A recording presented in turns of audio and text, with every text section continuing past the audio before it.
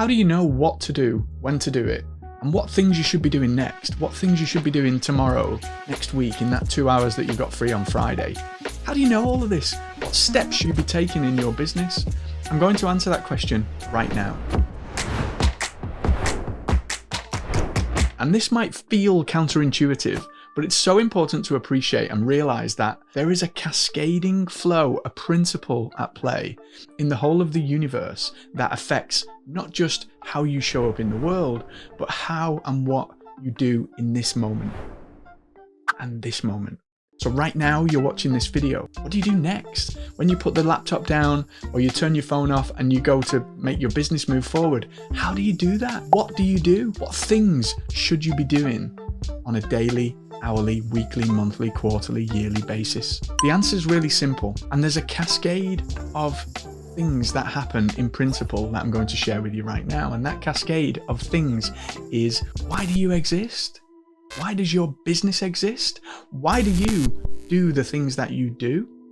When you are clear on that, the next layer of the cascade is the purpose. For what purpose are you in business?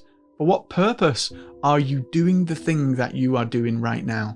Where are you headed? What does that look like? When you have a purpose, you've got a direction. When you've got a direction, you can set goals. You can say, hey, I want to be over there. And I want to be over there could be, I want a 7-figure business, a 6-figure business. I want to spend half of my days going to the gym, riding my bike, doing stuff with my kids. It doesn't matter what that thing is, but you have a goal.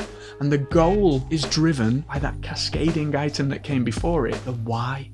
The biggest question that any of us can ask. Once you've answered those questions and you've got a goal, hey, I know I want to be over there. Well, then you can set yourself some objectives. I know I want to be at 100K within the next 12 months. For me to be on track for that, I've got to smash 50K in the next 5 months. How am I going to do that? I need X number of leads a week to convert into X number of clients to sell my product. So I need this number of people to land on my stuff, download my free stuff, and book calls with me in the next 3 months. You are cascading from that big question of why.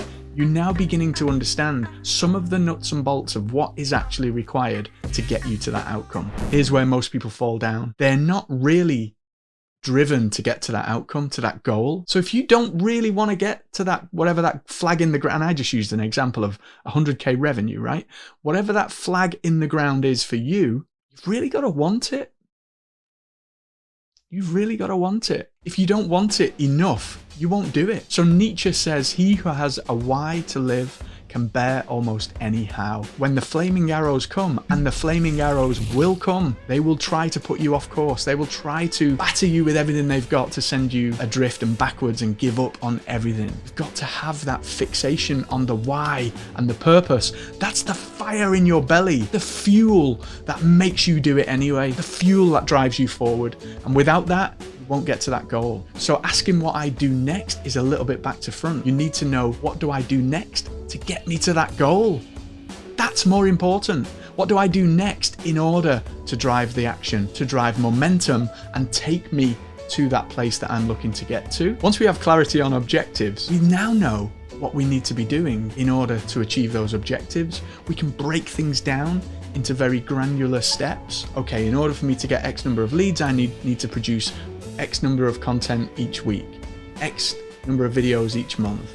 I need to create this lead magnet. I need to create this mechanism for people to have a conversation with me to buy my stuff. So imagine going into a store and it's completely empty. No shelves, no stock, nothing to buy. How on earth can you expect anybody to buy anything in that store if you don't have shelves, you don't have your products on show, you don't have all of the signage and all of the cool stuff that makes people go, oh, I like that, I'll buy it.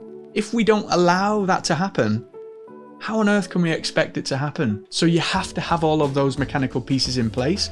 Of course you do. But what I'm expressing to you here is it's all driven by that purpose, that why, that goal, that place that you're looking to get to. And if it's instrumental in getting you to that place, that's where you should be spending your time. That's where you should be focusing your energy, in doing the tasks that will get you that thing that you desire, that thing that you want, that thing that you are called and put on this earth to realize. that's what you should be doing next.